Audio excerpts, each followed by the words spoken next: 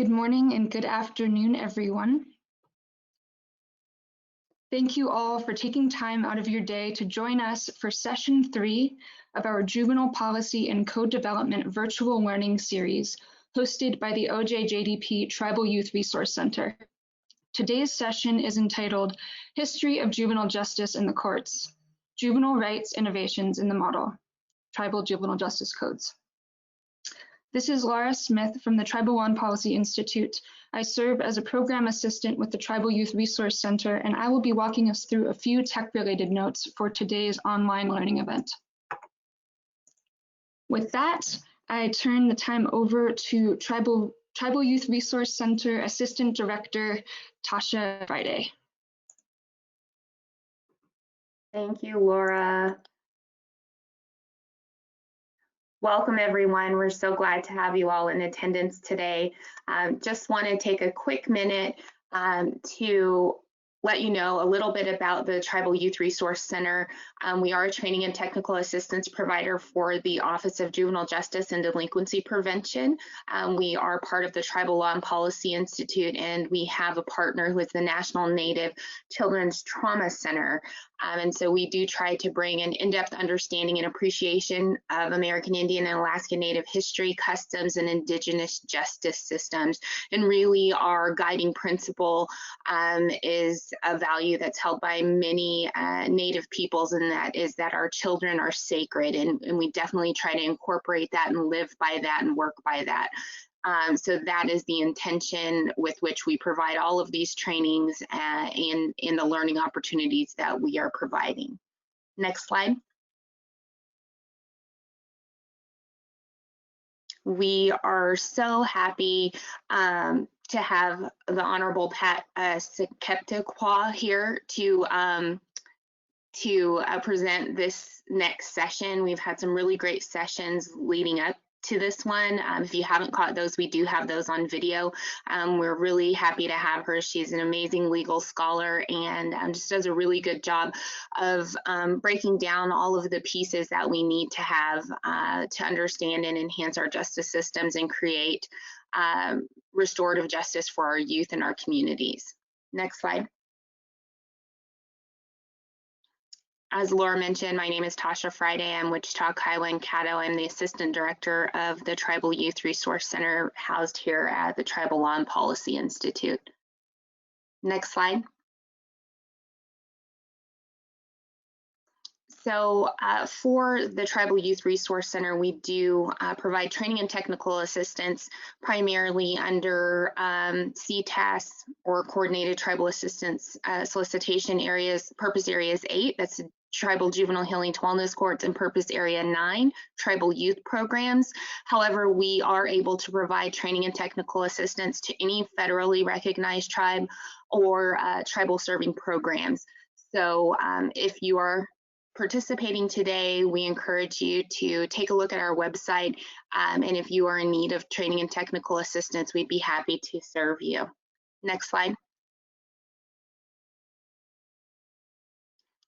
So this is session 3. As I said, some of you may just be joining this session. We did have 2 prior sessions, which we have available via recording, but for this session, we are going to cover a comparison of the rights protections in the state juvenile courts and under the Indian Civil Rights Act, or ICRA, the rights protections set out in the Model Indian Juvenile Code of 2016, and then finally the purposes and processes of the hearing set out in the Model Indian Juvenile Code of 2016. So these will be our overview areas and really where we're going to drill in and create this greater understanding or refresher, as it were, for you. So with that, I think we will go ahead and jump into our first video. Welcome to our session 3 in our Juvenile Policy and Code Development Virtual Learning Series. In this session, we're going to look specifically at the juvenile rights innovations of the Model Indian Juvenile Code of 2016. And because we've probably already done introductions, I'm going to skip ahead to slide number 8. Okay, so the learning objectives for session number 3 are as follows. First, we're going to learn about juvenile rights protections in state and federal courts. Second, we're going to take a look at the rights protections in the Indian Civil Rights Act and how they apply in tribal juvenile courts. Third, we're going to take a look at a set of specific provisions in the Model Indian Juvenile Code of 2016. And our 4, 5, and 6 learning objectives here are all about the Model Code. So under number 4, the objective is to take a look at the rights that are protected where police question or interrogate youth. Number 5, we're going to take a look at rights protections at the initial hearing stage in tribal juvenile courts. And number 6, we're going to take a look at rights protections at the adjudication or the trial stage in tribal court. Okay, let's go to our next slide. All right, so before I go down the list of rights protections that are applicable today in state and federal court, I wanted to remind us of the story of Gerald Galt in 1967. So you'll recall from our last session that Mr. Galt was a 15-year-old boy, and he was arrested for making lewd telephone calls to his neighbor. And because of this, he was brought before a juvenile court judge. He wasn't given any notice of the charges against him. He didn't have an attorney representing him. The neighbor who complained about the phone calls never appeared in court as a witness. Instead, the arresting officer testified describing what the neighbor reported.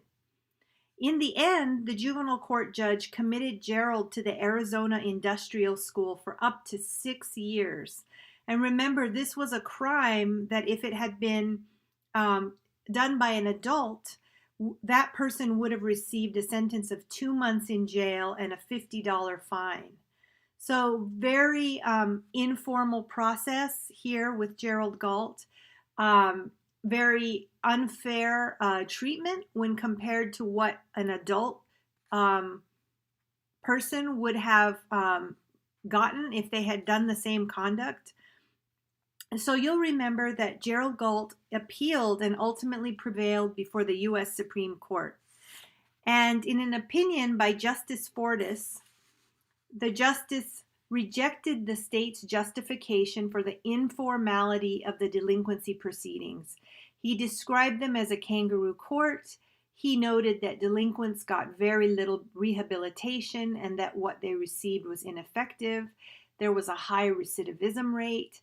And ultimately, the U.S. Supreme Court concluded that youths facing adjudication in delinquency proceedings, like adults, had a right to notice of the charges against them.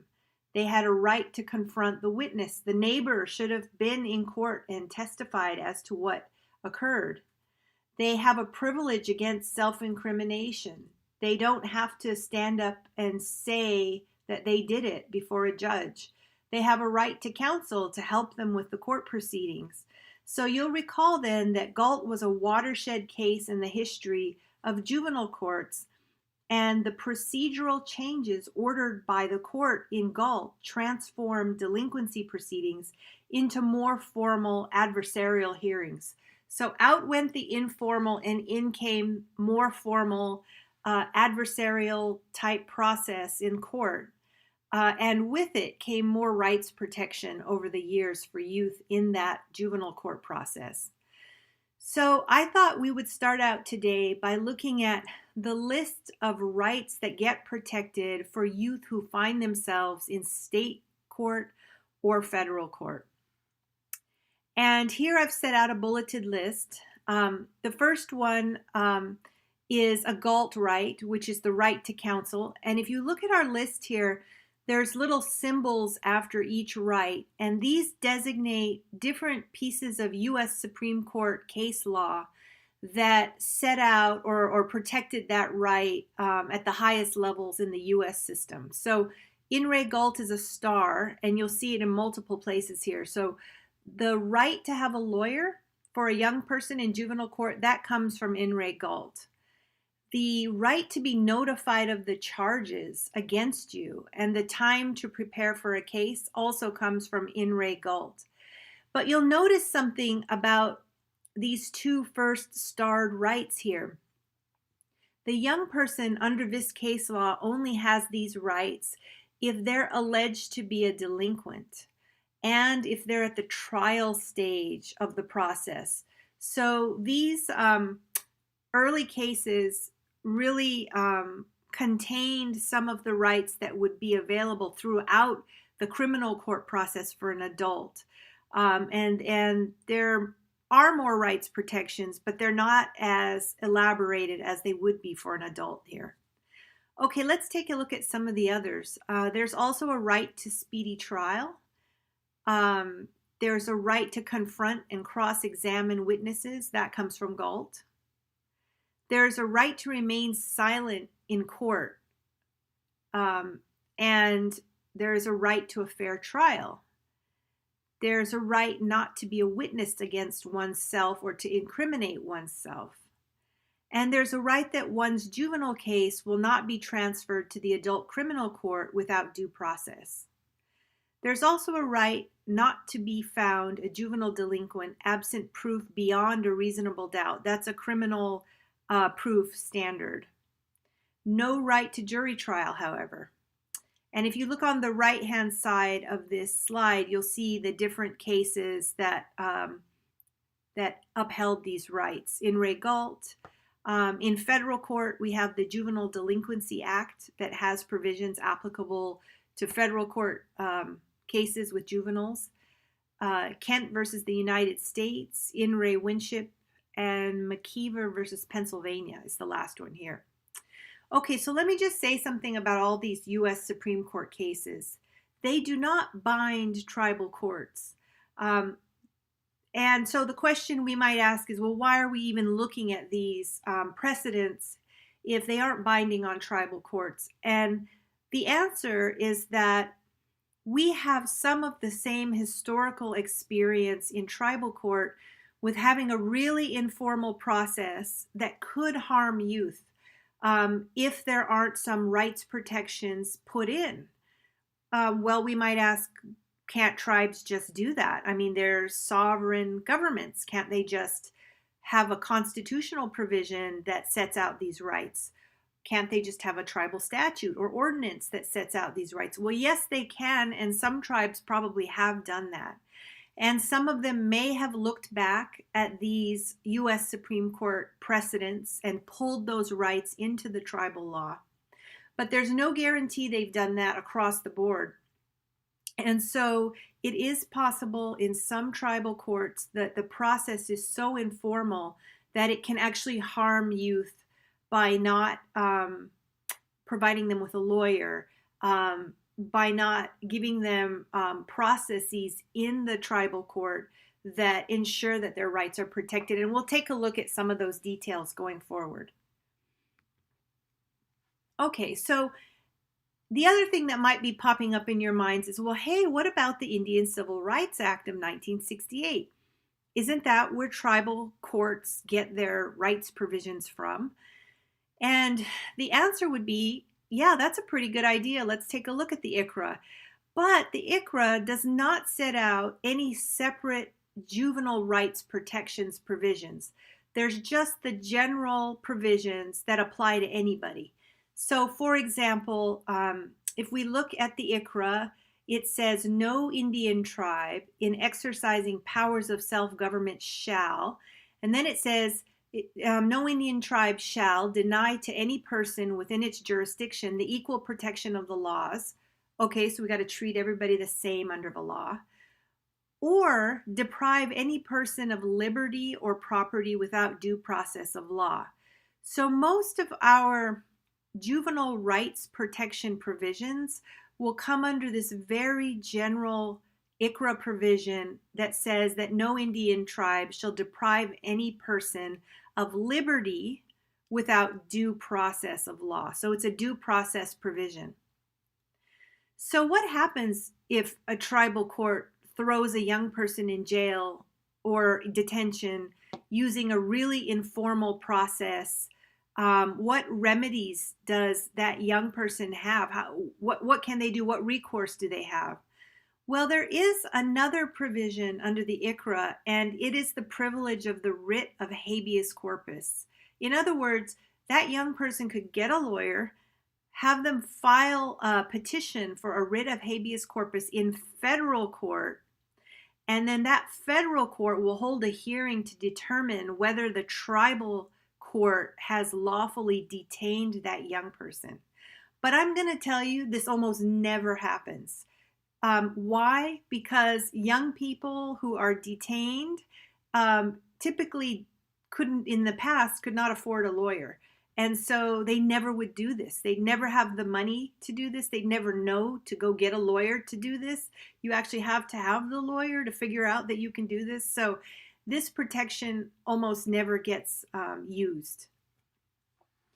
Okay, so the gist of what I want you to get out of this segment is that even though we have the Indian Civil Rights Act, it's not specific to juvenile rights protections. Some of its general protections apply, but a young person would really need a lawyer to be able to make it operate in their favor in the system.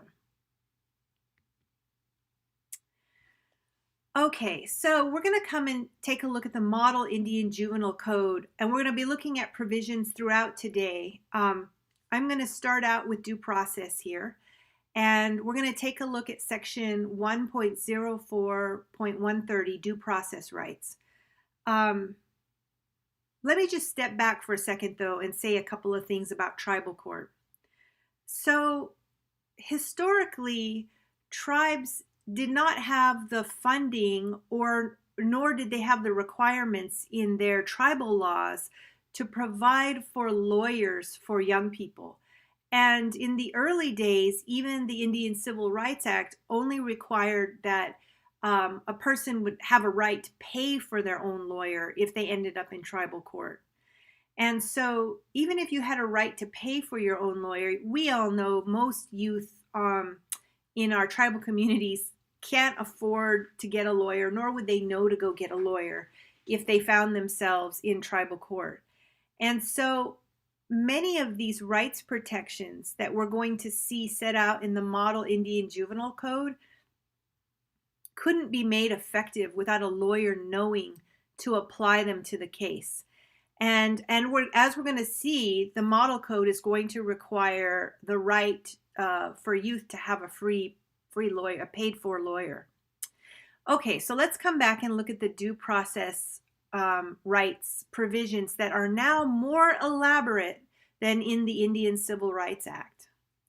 So, according to this section, in all tribal court proceedings, the parties have the right to due process, and that includes things like the right to adequate notice of all proceedings. You hear a little in re galt here. The opportunity to be heard before an unbiased finder of fact, the right to discovery. In other words, the right to get information about what the prosecutor or the presenting officer has, what information they have about the young person.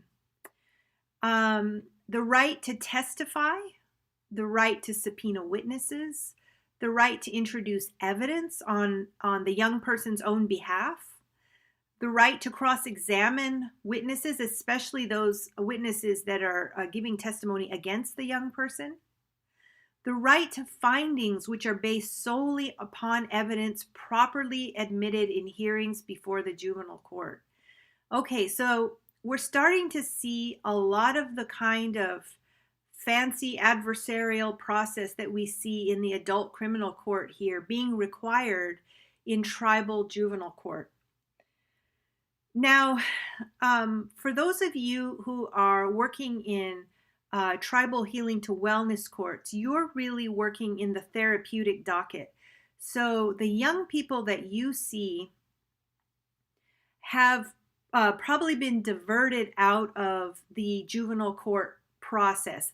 Their case may never have gone all the way to trial. Instead, there was a doorway that sent them out of that process into the therapeutic process. And if they succeed in a tribal healing to wellness court, they'll never go back to this juvenile court process. They'll never go to trial, in a sense. And so this might seem somewhat irrelevant to your docket, but it's not, because there's still a bunch of kids, a bunch of young people who are in this juvenile docket. And it is important for us to make sure that their rights are protected in that other docket. Also, there may be another doorway for them to come to wellness court. And I think it's really important that we've got all the rights protections in there for them, even if they're not in your therapeutic docket. Okay, let's take a look at the next slide. All right, so as mentioned before, the Model Code sets out a right to counsel. And the right to counsel includes where the child is represented by a lawyer at all stages, not just trial. The child's parent, guardian, or custodian shall also have a right to be represented by a lawyer at the disposition or the sentencing stage, and in any proceedings for contempt that are brought against either the young person or their parent, guardian, or custodian. And contempt is when the judge will find someone to be in contempt if they maybe don't show up to court hearings or ordered programs, etc. All right, we are going to launch our first poll. So if everyone could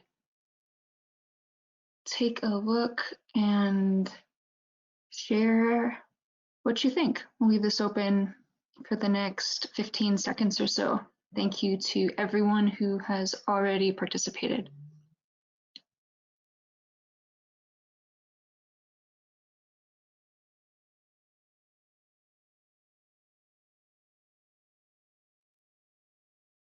The steady stream of responses are still coming in. We'll leave it up for another few seconds. So if you haven't voted yet, this is your moment.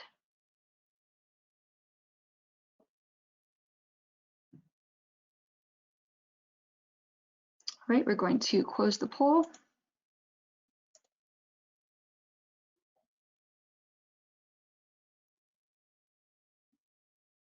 All right, so it looks like based on the poll results that 57% of the audience here and the participants said the Indian Civil Rights Act does not set out all of the juvenile rights post-GALT. Pat, are you able to jump in? Sure. Are you able to hear me okay? Yep. I just wanted to make sure that you could jump in and give your commentary. Yeah, sure. So the answer here is actually false. The Indian Civil Rights Act just provides very general rights protections for anybody on a reservation, and it doesn't have specific juvenile rights protections. Right. And so I guess one question that people may have is what can they do within their own tribal juvenile codes to really make that something that fits their community and the rights that they want their juveniles to have? So some tribes actually have a Bill of Rights or rights provisions in their tribal constitution. And if you're at a stage where you're doing constitutional reform, you may want to put it there. Other tribes would put it in their juvenile code. And the Model Code, of course, has very specific provisions, which we're about to look at in the rest of this session. Right, and one thing that I've seen in looking at tribal codes is that sometimes the juvenile justice code gets mushed in with other juvenile issues, and I really think they should be separated out because everything juvenile can't fall under one umbrella because it's just such a broad area within tribal law. Yes, and also the rights protections for juveniles are subtly different from the rights protections, let's say, for adult criminal defendants in the criminal docket. So there is a good argument for putting the list in the juvenile code itself. Absolutely. Okay, so we can go ahead and jump into our next video. I think we have one more question right here before we go into the next one. So I will launch that right now. Thanks. Yep. And so this question is, which of the following juvenile rights are not provided under the model code?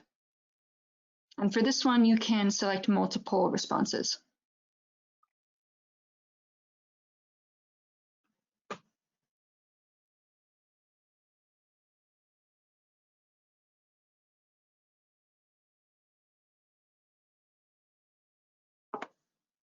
All right, see the responses starting to come in. We'll leave it open for another 10 seconds or so.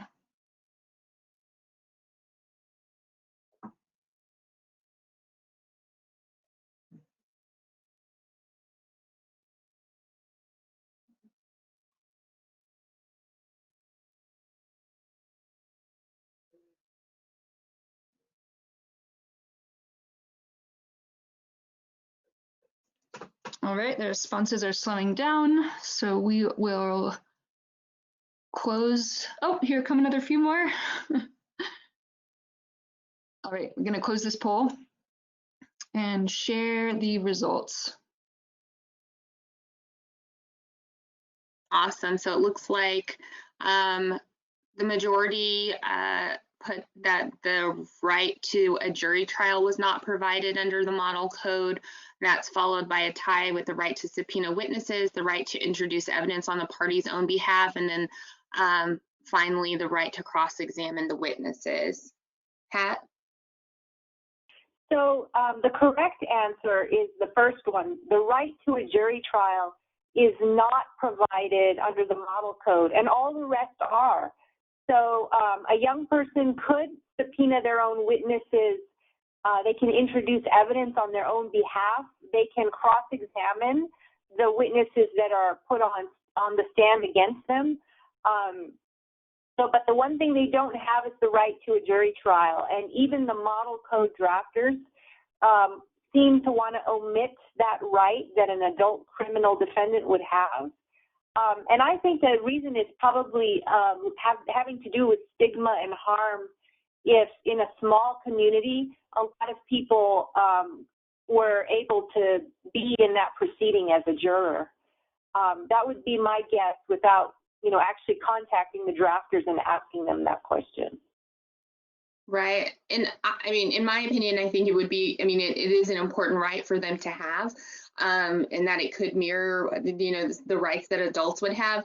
However, in my practical experience, I've seen in areas, especially on reservation, it's hard to pull a jury, right? And then the things that you've talked about. So looking at some alternatives within your community, if that's not going to be a feasible option, but it still should probably be a listed right, correct? But what other options do we have? And I know within our the Tribal Youth Resource Center, we've really been looking a lot at peer courts, and of course, depending on what the charge is, but looking at peer court models and teen court models that may serve the community well, in addition to the jury trial.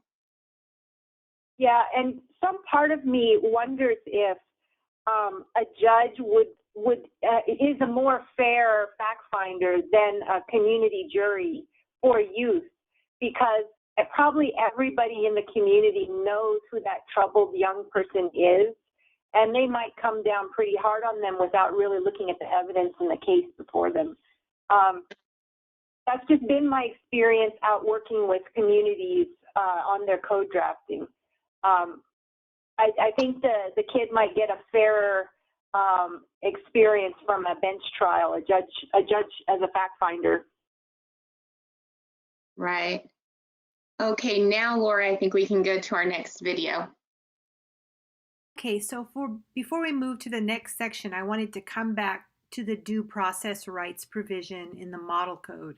Specifically, I wanted to look at E, which is a young person's right to findings which are based solely upon the evidence properly admitted in hearings before the juvenile court. So I want you to imagine the scenario where a young person comes before a tribal juvenile judge and the judge asks him, "What did you do?" And the young person, all alone, staring up at the judge, says, it wasn't my fault, here's what happens, explains everything, and it incriminates him somehow. And then the judge treats that statement by that young person as an admission of guilt. They don't even have a trial because they don't need to. He's admitted to it. And the young person is sentenced, or there's a disposition order in that case.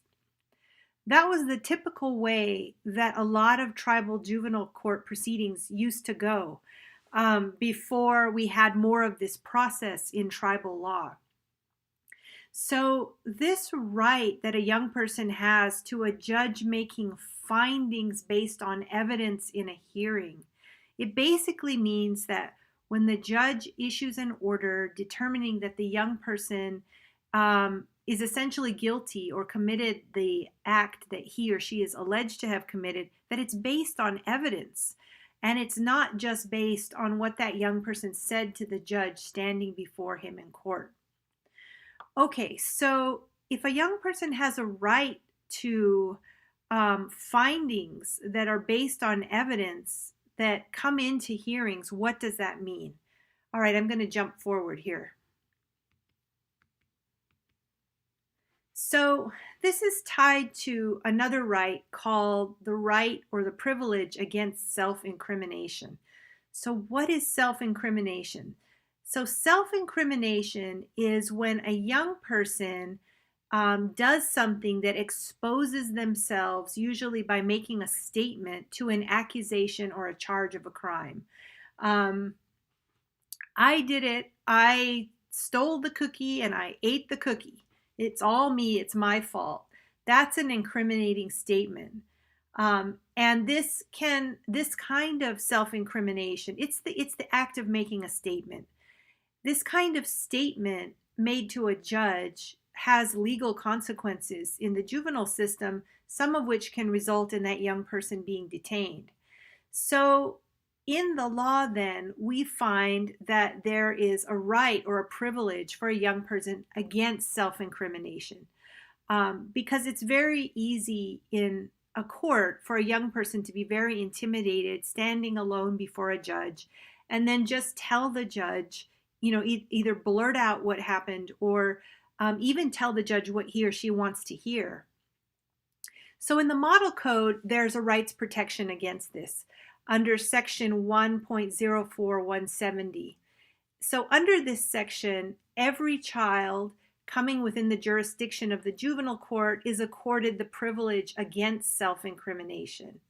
So they have a right to be silent. They can say nothing, and that is their right. Also, under this section, no statement, admission, or confession that is made through the course of doing any assessment or evaluation or treatment, things that a young person might say to a counselor, none of these things can be admitted into evidence. Those statements are not allowed to come in as evidence to prove that a young person is guilty of something. Okay, another right under the Model Code is the right to an appeal. Any party, including the young person, can appeal from any final order of the juvenile court, usually up to the appellate court of that tribal body. Also, any finding that a young person is a delinquent or a child in need of services or a truant, these can also be appealed. However, the tribal prosecutor or presenting officer is not permitted to appeal an order that dismisses the delinquency petition. So they can't go after that young person twice if the judge has already dismissed the petition. Okay, so we're going to walk through 3 stages here where we look at provisions in the Model Juvenile Code and how rights of youth are protected in these stages. And the first stage is our top bubble here in the middle, which is interactions with police, particularly interrogations. So that's the first area where rights protections matter a lot, is what kind of information or statements do police elicit from young people before they ever come in contact with the court system. And then the first contact with the court system is the initial hearing stage, and we'll look at what rights protections the model code provides for youth. And then the third, most significant stage is the trial stage, also known as adjudication. And you'll notice here that we're really talking about the kinds of cases where someone is alleging that the young person is a juvenile offender or they committed a delinquent act. We're not talking about people alleging that a young person didn't go to school, that they're truant, or that they're a child in need of services. We're really talking about delinquent acts or juvenile offenders here. Okay, so why do the rights protections matter more in these particular stages, interaction with police, the initial hearing, and the trial? Because multiple reasons here. The stigma of being involved in a juvenile court process is harmful to young people. Also, if they're found to be a delinquent, they then have a court record, although it's usually sealed at the juvenile stage. It is possible that someone might end up being declared a registered sex offender at some point. The young person could end up in secure detention or jail or prison, and there might be other punishments as well. So those are the harms that can occur to the young person, and they are good reasons why we want to protect their rights to make sure they have a fair process. Okay, I tried to find another diagrammatic way to look at the process in the model code. So I'll talk you through the flow chart, and every time we hit a yellow box, we're going to stop and look at the rights provisions in the model code. Okay, so typically the way a case comes into a tribal juvenile court is that somebody says some young person did something wrong, and we call this the alleged delinquent act. He or she stole something or hit someone. So there's an allegation, and of course, if we're lucky, we have law enforcement and they come and they investigate whether this young person did this thing. And so if you look on top of the yellow box here, it says questioning or interrogation. That's the first area where we're going to look at rights provisions in the model code. But before we do that, let me tell you how the rest of the flow chart goes here. So assuming that there's an investigation and the police determine there's enough information to file something with the juvenile court, they file something with the juvenile court. Maybe it's a criminal complaint, maybe it's a juvenile complaint, and the juvenile case coordinator under the model code then investigates the situation. If the juvenile case coordinator finds that there's enough information and the circumstances don't warrant the whole thing being diverted out of the juvenile process, then they will file a delinquency petition with the tribal juvenile court. And then there'll be a first hearing or an initial hearing. This is usually where in a criminal court, the young person would plead whether or not they were guilty or not guilty. After this happens, then it goes to trial, or what we call adjudication in the juvenile court process. And this is where the trial judge is the fact finder, and he or she is hearing evidence that will maybe prove that the young person did what they're alleged to have done. And if there's enough evidence to prove that, then the judge will find that that person committed the delinquent act and will set a disposition hearing, also known as a sentencing hearing. Now remember, if you're a wellness court person, it's possible that some of these young people will be diverted out of this process into wellness court, and they'll never move all the way down this diagram. But also remember that there are other tribal young people who don't get diverted into wellness court. They stay on this path. And so we must make sure that they have rights protections in this pathway. Okay, so let's come back to the very beginning, and let me just go back a slide. So we're in the yellow box here. We're going to look at the rights protections provisions when police or law enforcement are questioning or interrogating young people at the very beginning of this diagram. Okay, so under the model code, they define interrogation and custodial interrogation as follows. So an interrogation happens when you have a law enforcement officer or another official who is asking the child a question, or they're subjecting the child to words or actions that they know will elicit an incriminating response. You know, the typical one that you see in the movies is where the police officer says to the person, you got to tell us where you hid the gun, because what if a little kid comes and picks it up and accidentally shoots themselves? That would be the second kind of interrogation here, where the law enforcement officer is saying something that will elicit an incriminating response. That's the purpose of them doing that. Okay, so that's when an interrogation occurs. Whenever a law enforcement officer asks a child a question or tries to elicit an incriminating response. So what is a custodial interrogation then? A custodial interrogation, by definition under the model code, is any interrogation where a child would consider himself or herself to be unable to terminate the encounter.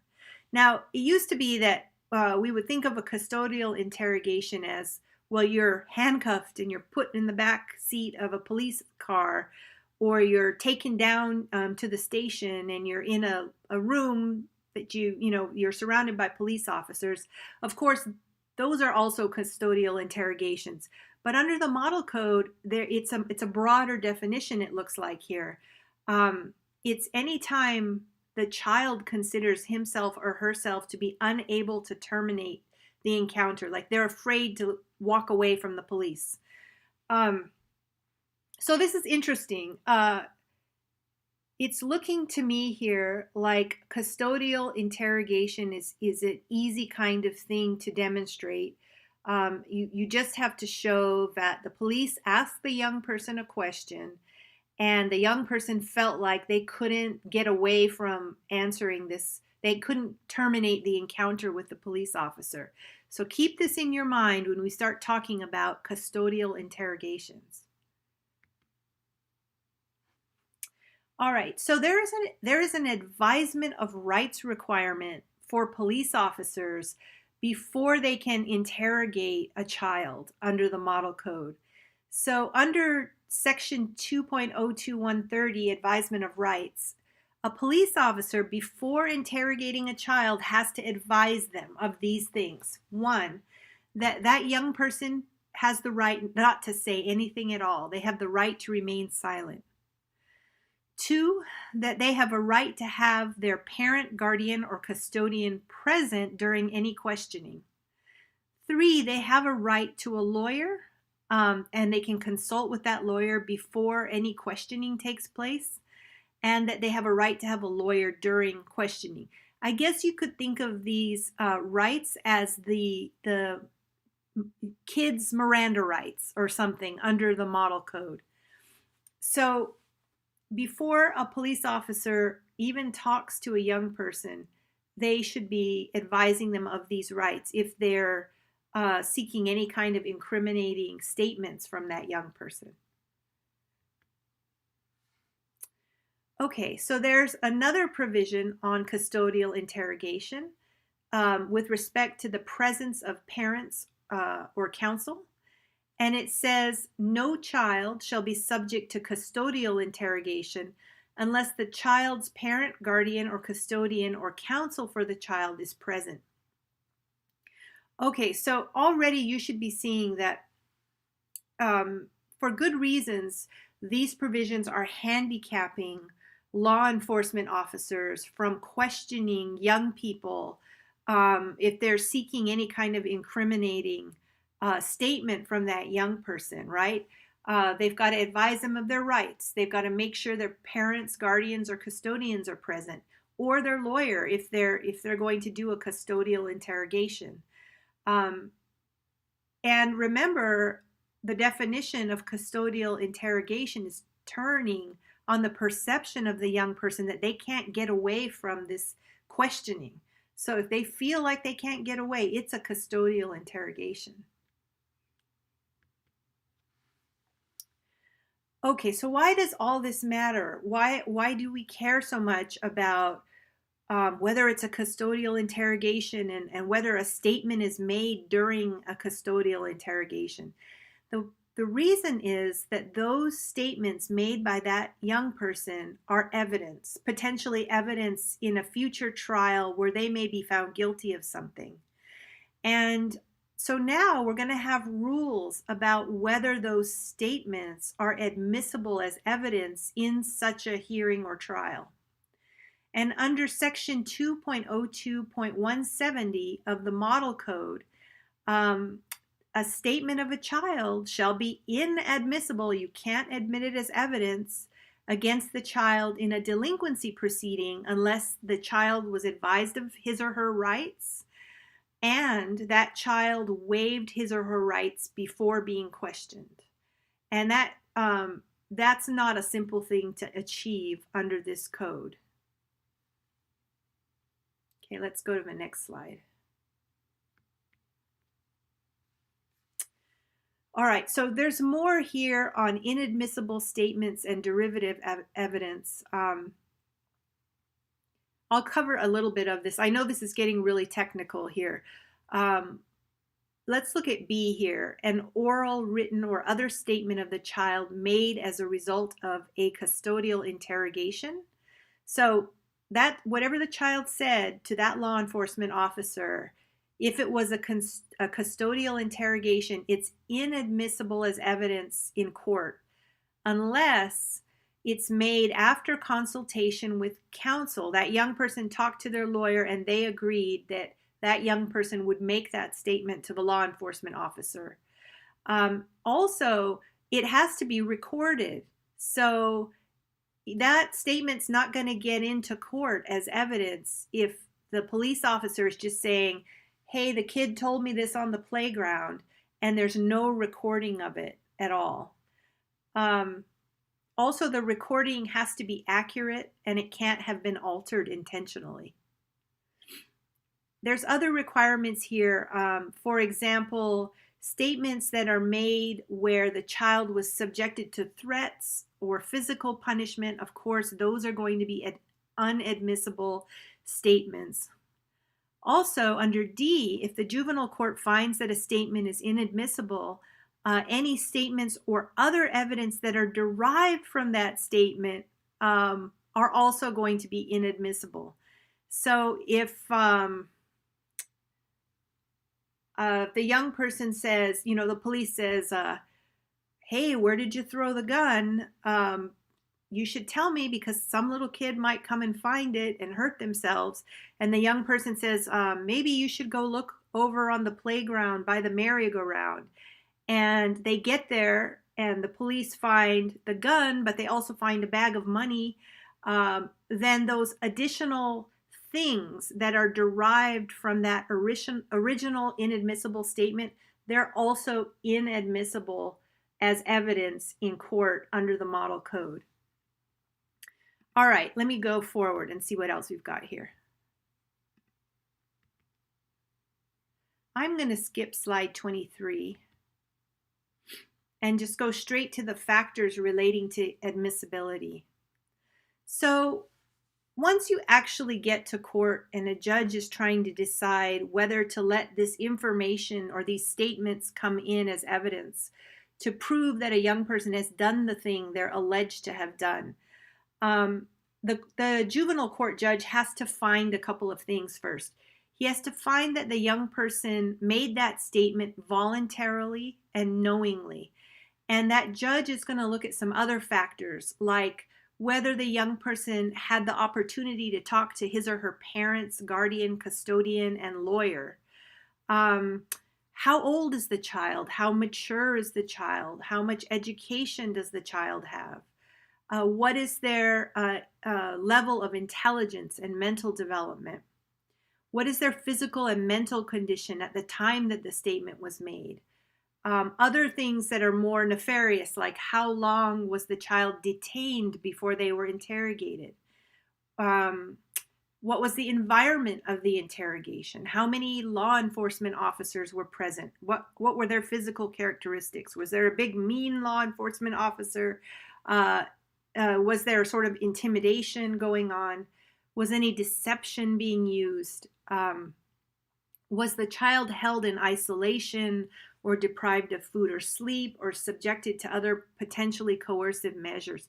So the judge is looking really to see whether the young person's statement was voluntary and knowingly made, and with the advice of parents and lawyers. If not, that it's going to be hard for a lot of statements to come in as evidence if all of this care wasn't taken to make sure that the young person wasn't coerced or intimidated to say something. Okay, I think I'm going to stop there for this segment because we've covered a lot so far. All right, we are launching our next poll. This question is, error correction, a custodial interrogation is where... Oh, was someone starting to say something?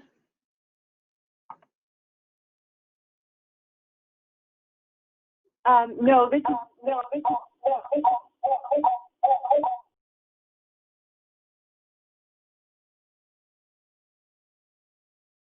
Pat, we were getting a little bit of echo with your audio there for a second. okay. I turned it off and on again. If you could mute your computer if you're using your phone, I think that'll fix it. And in the meantime, everyone, thank you for your responses. They're still coming in, and we'll leave that open for another 10 seconds or so as we troubleshoot the audio. Pat, could you try saying something again once you mute your computer? Are you able to hear me now? Perfect. All right, great. All right. Sorry about that. All good. It was perfect timing because we're going to close the poll, and now we'll share the results right now. Okay, great. And I'm going to steal this one from Tasha Friday because I made a mistake in the presentations in defining the custodial interrogation. And I really described what makes this interrogation custodial, being the fact that a young person subjectively felt like they couldn't leave the encounter. And that's actually not the legal rule. The rule is that a judge will determine whether a reasonable person of the child's age and in the child's same position would consider themselves unable to terminate the encounter. So what it really is a bunch of adults are going to imagine that they were the age of the child in the place on the playground where the child was, and they're going to imagine whether that young person would feel like they were unable to terminate the encounter. So this was kind of a trick question because I told you one thing in the video, and then the standard was something subtly but importantly different, which is the last two answers here. And they go together, and we just couldn't put them all on one line because the program doesn't allow that many words to be counted on a line. So I didn't expect people to get this largely right, but congrats if you were one of the people that did.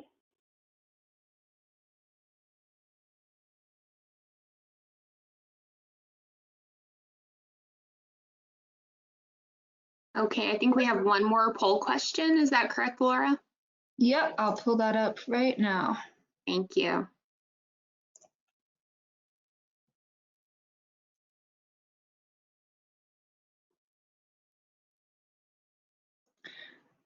All right, this question is, why do we care if a child makes a statement during a custodial interrogation?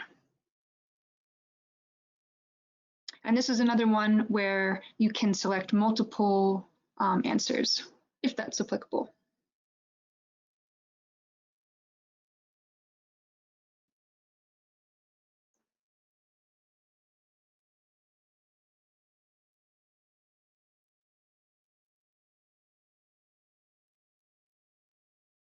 All right, if you haven't voted yet, this is the moment. We'll be closing the poll shortly. Thank you to everyone who's voted so far.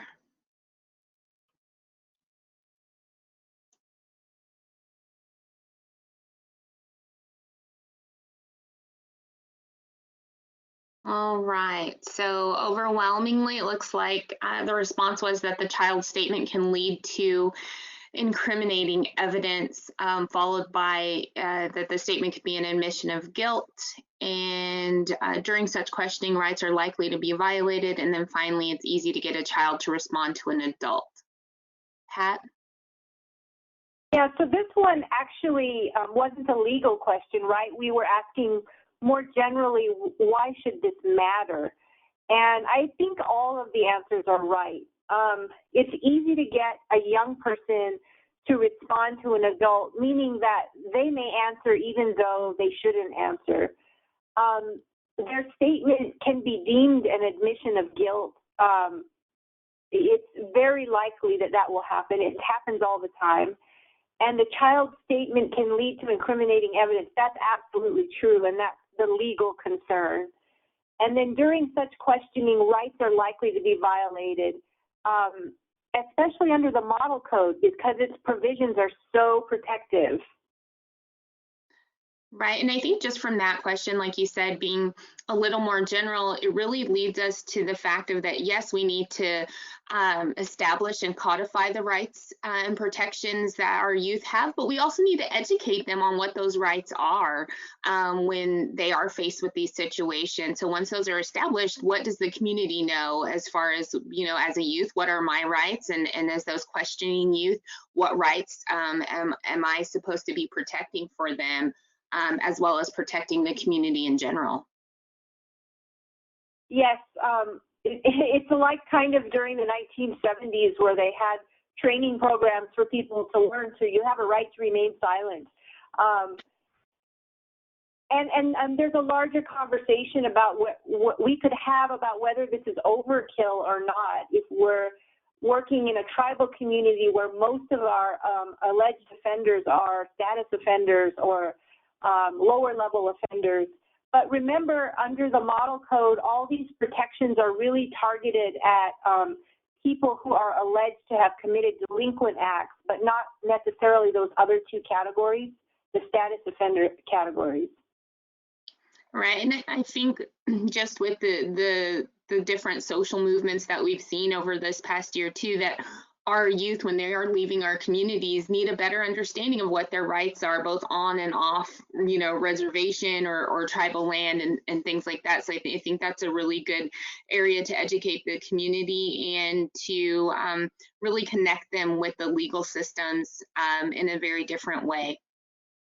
That's an excellent point, that they will need these rights protections and to understand them off the reservation, because now they're in another jurisdiction that has much more harsh consequences for their behavior. Absolutely. Okay, Laura, I think we can jump into our final video. So let's come back to our diagram of the tribal juvenile court process. I have recorded this several times, and I'm trying to find a way to make this process less overwhelming and less boring. And it's tricky because we're dealing with a lot of Western adversarial process here. It's not the straight up criminal process that we see on TV. It's modified for the juvenile context. And so I find myself using words like guilty, not guilty, trial, sentencing, and in the juvenile context, we use terms like, well, we don't say guilty and not guilty. We say they are alleged to have committed a delinquent act, and there's proof that they have committed a delinquent act. And we talk about adjudications instead of trials, and we talk about dispositions instead of sentencing. So it's tricky for me to convey the meaning of this process without alluding to the criminal court process. And so I'm going to default there with full understanding that the Model Code uses different terms, and I'll just try to maybe use both terms at the same time. So this diagram is basically walking you through the court process in juvenile court. On the left-hand side, somebody says a young person did something wrong. They made a lewd phone call to their neighbor, and law enforcement comes out and investigates it. They talk to the neighbor. They think they have enough information. They file a juvenile complaint with the juvenile court. And the juvenile case coordinator gets a copy of that complaint, and that person then goes out and investigates the situation and probably talks to the young person and their parents, probably tries to work something out in meetings between them. It falls apart, but there's enough information that the young person probably did this thing that they're alleged to have done. So the juvenile case coordinator then files a petition, a delinquency petition with the juvenile court. It's the formal petition that starts the court process in the juvenile court under the model code. And then the first hearing that occurs is called an initial hearing. And if this were criminal court process, that's the stage at which you would expect someone to come in, a defendant, to plead guilty or not guilty at this initial hearing stage. But that doesn't happen under the model code, and we'll see why here shortly. Okay, so under the model code, that very first hearing is what we call a probable cause hearing. And the judge is reading the petition and all the information in it about who talked to who about what happened to determine whether there's probable cause to believe that the child has committed a delinquent act. And the definition of probable cause, I've listed here below, is that there's a reasonable amount of suspicion that's supported by circumstances sufficiently strong to justify a prudent and cautious person's belief that certain facts are probably true. So is the neighbor's say-so enough? Hey, the kid next door called me. This is what he said to me on the phone. I want to press charges. Is that enough? Is that a reasonable amount of suspicion supported by circumstances sufficiently strong, ... So this is what the judge is trying to figure out at the initial hearing.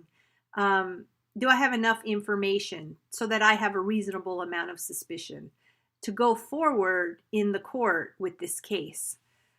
And that's sort of the legal purpose of this initial hearing from the judge's perspective under the model code. There's a secondary purpose to this initial hearing, and it's for the judge to talk to the young person who is the subject of this entire process.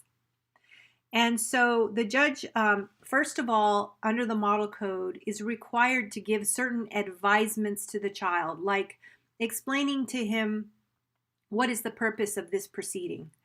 It's not the trial, it's the initial hearing. It's a probable cause hearing. We're going to look at your petition and see if there's enough information in there. He's also supposed to describe to that young person the contents of what's in the delinquency petition and the possible consequences if that young person is found to have committed the alleged act, which, let's say it is making lewd comments over the phone is a crime under the tribal code.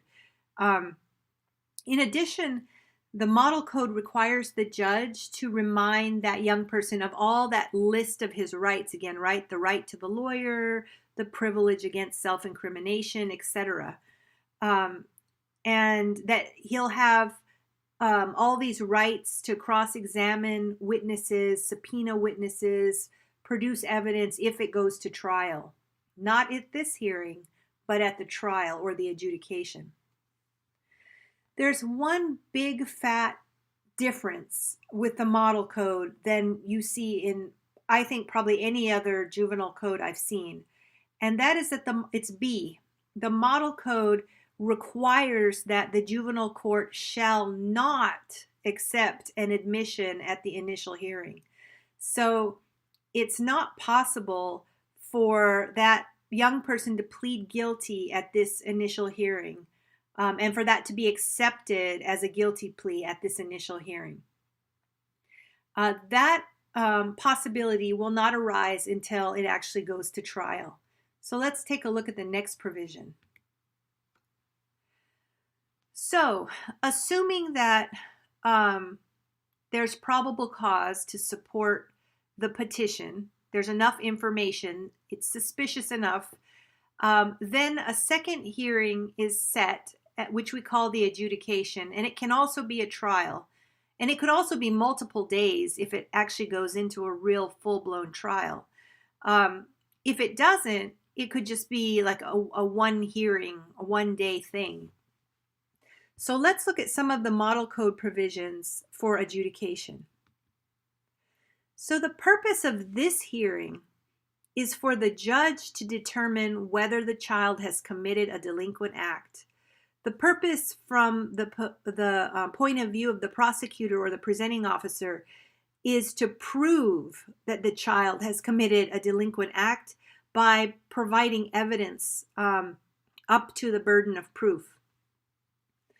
And of course, the young person may have some defenses here if they deny having committed the delinquent act. So I'm just going to walk through some of the provisions here. I may not go over all of them, trying to catch the most important ones here. So the juvenile court under 2.10.170 is required to conduct the hearing without a jury. This is otherwise known as a bench trial, where only the judge determines what the facts are. The judge is the fact finder here. And of course, once an adjudication hearing is commenced, the judge has to advise the child of his or her rights, again under the model code. And it's at this point that the judge asks whether the child admits or denies the allegations in the petition. Okay, so now the model code is going to lead us through a series of provisions, subsections that govern whether or not the tribal judge can accept an admission from a young person at this stage. And the model code has a very extensive process here. It's going to require that the judge talk to that young person, talk to that young person's lawyer, talk to the presenting officer, and even I think perhaps the juvenile coordinator at some point. And there's a list of things that the judge wants assurances about before he is going to accept an admission from that young person of guilt. This question is true or false. A judge may accept an admission at the initial hearing.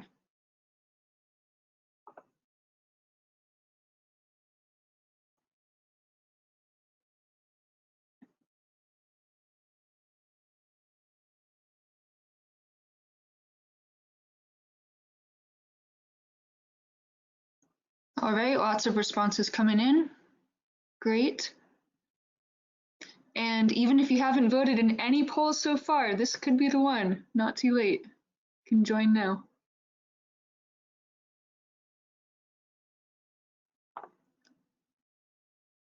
All right, this is super interesting. We're going to close the poll. Oh, for a second, they were exactly 50-50, but now they've shifted a tiny bit. All right, I'll close this so that everyone can see the results.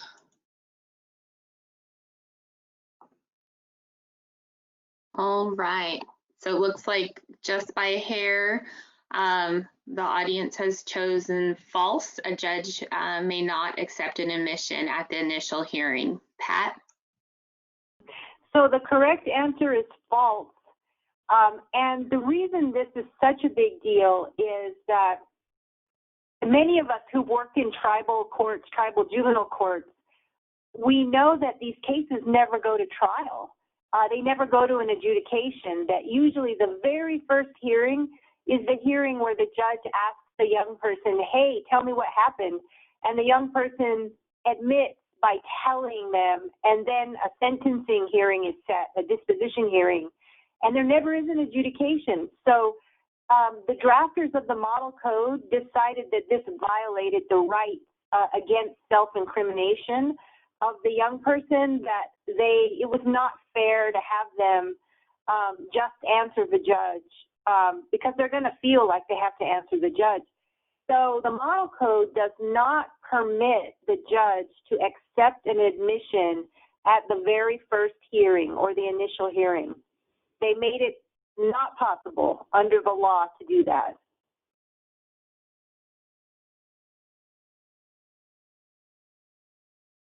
Okay, I think we can go to our next video, Laura. Yep, this is the last video. I'll bring it up right now. So we've been talking about inquiries that the juvenile court judge has to make before accepting an admission, or basically what would be a guilty plea and the admission underlying it.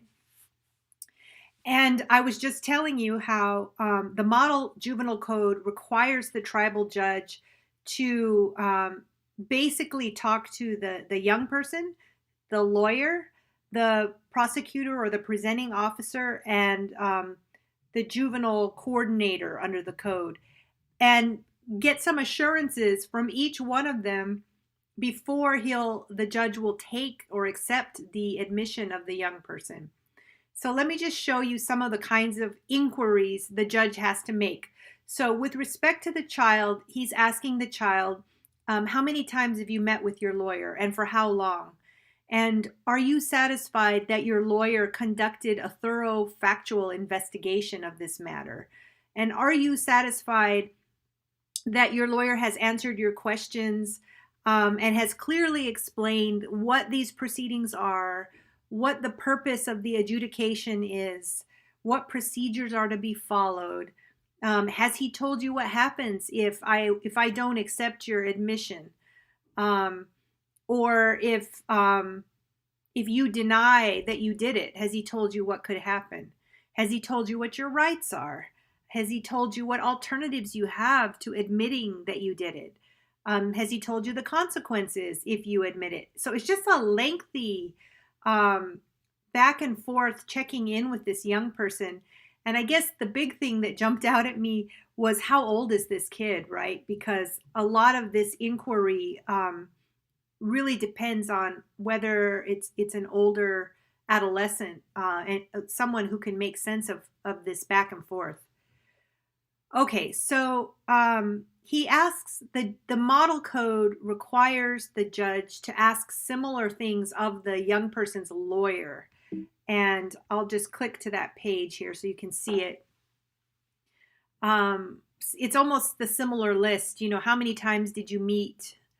And then at the bottom of this slide 32, the judge is required to ask the presenting officer, that's the prosecutor basically, if he's satisfied that there is independent evidence admissible in accordance with the provisions of this chapter to corroborate an admission by the child. So this is number 3.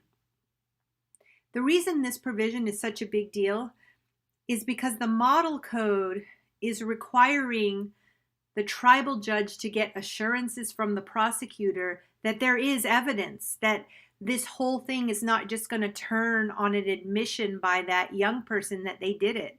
There also needs to be evidence, or at least there needs to be an assurance from the prosecutor or the presenting officer that there is evidence that could also prove that this young person had done it.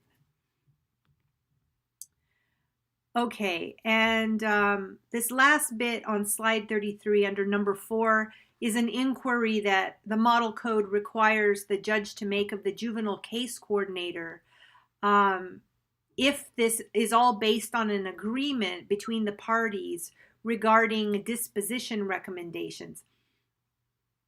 This is one of the doorways out of the juvenile court process to a wellness court process. So I think what's going on here is the judge is checking in with the juvenile case coordinator to see if the admission is part of a deal. And the deal is if this young person admits to having done it and they forego the whole trial process, The deal is that this case will, I'm sorry, the young person will move over to perhaps a juvenile wellness court docket and proceed there instead. So the model code like I said, it created a lot of doorways out of this trial process so that not every kid gets stuck in this lengthy trial process. Okay, and then of course there are some more detailed requirements once it is decided that an admission is acceptable, how it is to be accepted by the judge. So under the model code, the juvenile court judge can accept an admission and can proceed to a disposition hearing, which is a sentencing hearing, if it finds that the child understands, that the child voluntarily, intelligently, and knowingly admits facts sufficient to support a finding that he committed a delinquent act. Also, there's a requirement that the child has not set forth facts which would be a defense to the allegations. So if there was information that would get that young person off the hook, and that was all known in some way, and the judge determined that, the judge might not allow an admission, might not accept an admission from that young person, because they would have a defense if someone was trying to prove they did it. There also cannot be any other compelling factual or legal bases for declining to accept the admission. So the model code is making it really hard for the judge to just take an admission of guilt, especially early in the process, right? This can't happen at the very first hearing, the initial hearing. And it maybe can happen at the adjudication stage. All right, so what happens if the young person denies that they did it? They say, I didn't do it. If the child denies the allegations under the model code, the juvenile court shall proceed to hear the evidence on the petition. So now we've got a trial going. If the child stands mute, refuses to answer, or answers evasively, the juvenile court enters a denial of the allegations and proceeds to hear the evidence. Again, we're back on the road to a trial. Who has the burden of proof in these juvenile trials or adjudications? The burden of proof is on the tribe, and under the model code, the burden is to prove the allegations of the delinquency petition beyond a reasonable doubt. So that's that really high criminal standard of proof that we see in adult criminal trials, proof beyond a reasonable doubt. So basically that means that the side making the claim here, the tribe or the prosecutor or the presenting officer, the side making this claim that this kid did the thing they said he did has to eliminate any reasonable possibility that they are incorrect. If they leave even the slightest doubt in the existence after the case is over, then they lose. And they haven't met their burden of proof. The young person has not been proved to be guilty, and that is the end of the trial process. There are a whole bunch of provisions, important provisions on the admissibility of evidence if you have a case that goes all the way through to the trial process. I'm not going to go over them here, but they start at about 2.01.190 in the model code if you want to take a look. Okay. So how does this all wrap up at the end of an adjudication? So there's two ways it can go, right? The young person admitted guilt, or they denied it and it went to trial. So if, having accepted an admission by the child, or upon hearing all evidence properly admitted at the adjudication hearing, the juvenile court finds that the allegations of the delinquency petition have been proven beyond a reasonable doubt, the juvenile court shall enter its findings in writing. This is usually the court order. 2, set the matter for disposition, or in other words, a sentencing hearing. And 3, specify in writing whether the child is to be continued in any out-of-home placement if they were in an out-of-home placement. And then B, if the juvenile court finds that the allegations of the delinquency petition have not been proven beyond a reasonable doubt, it shall enter a written order dismissing the petition and releasing the child from any detention, restrictions, or other conditions previously imposed. So if the burden is not met, the young person is released, and that's the end of the process. Okay, so we've covered a lot of provisions from the Model Code. We've gotten into some of the nitty-gritty of the Western adversarial process as it has been interpreted and applied by the Model Code drafters.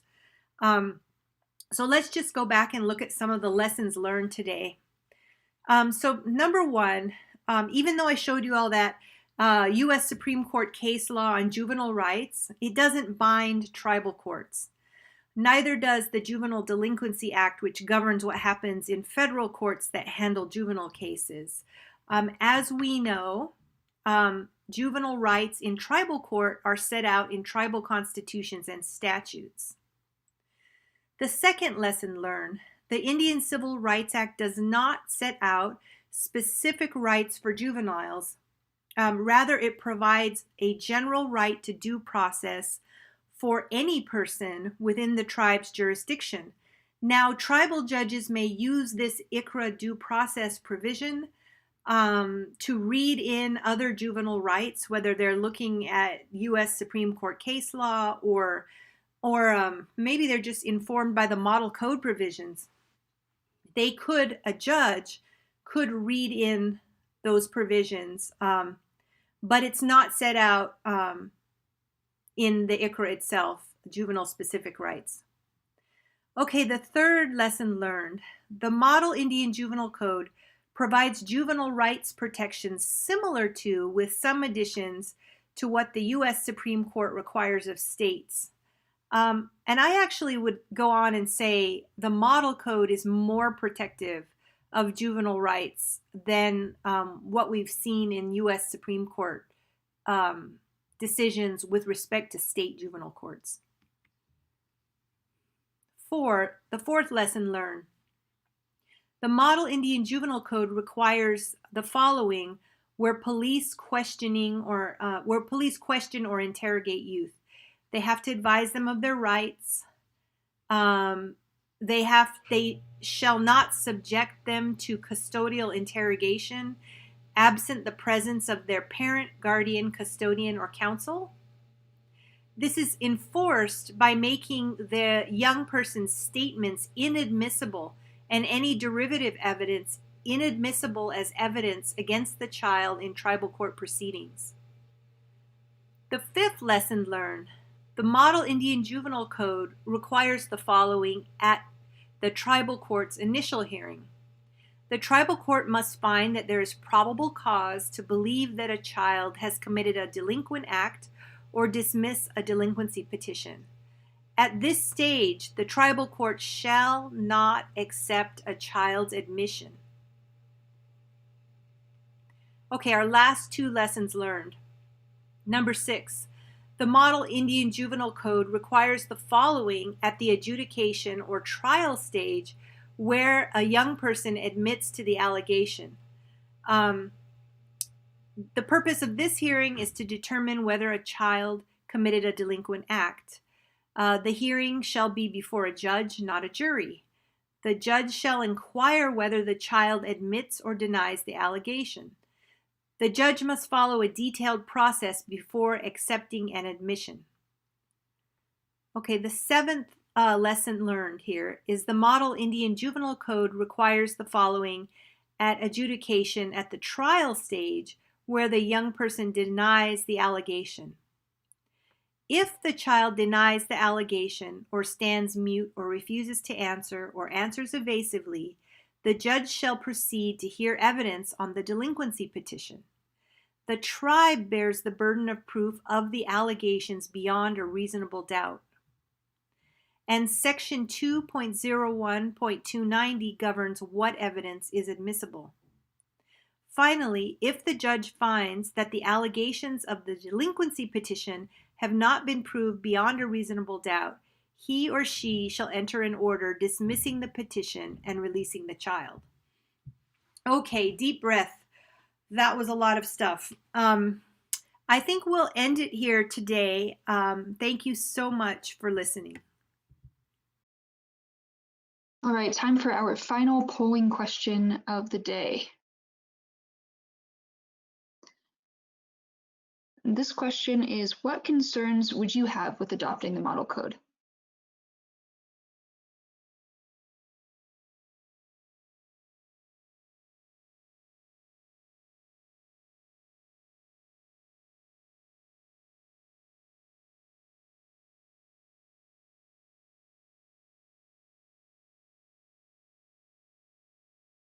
And we'll leave it up for just another 5 to 10 seconds or so.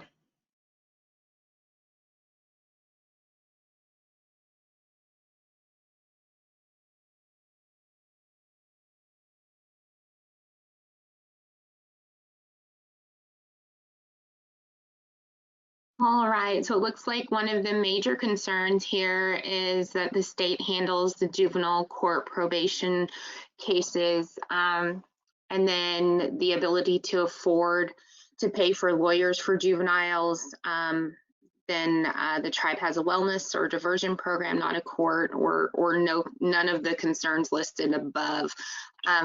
One thing that I'm interested in, because to me, Pat, this is more of a pulse check, right? Like what are the challenges that we see in particular communities?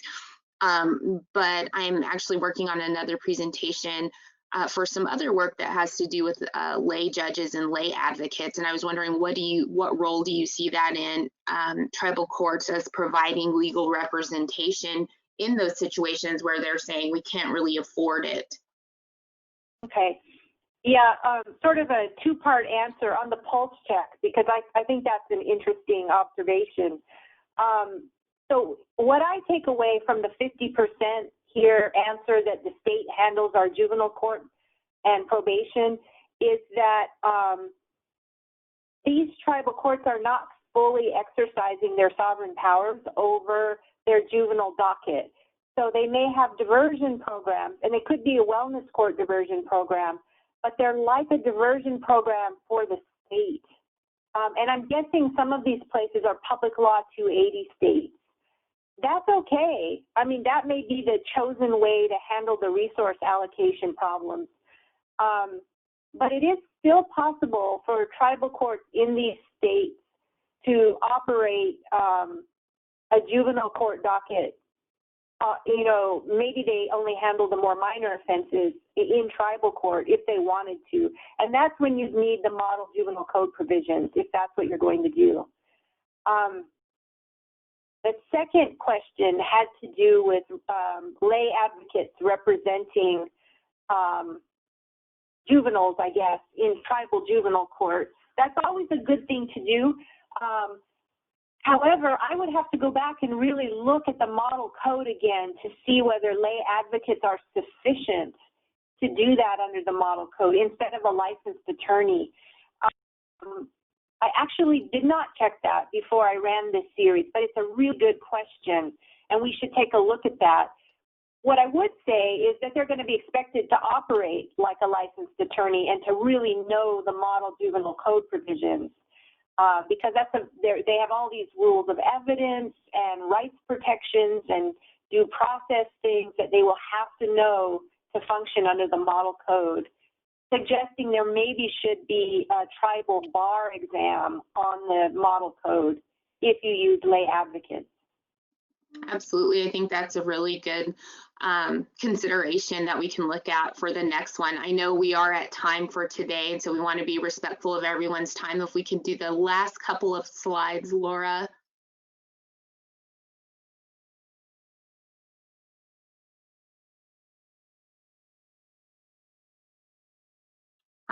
These are just the websites for the Tribal Youth Resource Center and the Tribal Law and Policy Institute. Next slide. And then finally, we do want to thank you for attending today. We hope that you'll continue to join these sessions. Laura is going to put the evaluation link in the chat. As she mentioned in the beginning, we would greatly appreciate it if you could take that so that we can know how to improve our process and make sure that everyone is gaining all the knowledge that they need. So we really appreciate that if you would fill out the evaluation. Thank you again for joining. Everyone have a safe weekend, and we will see you again next time. Thank you, Pat.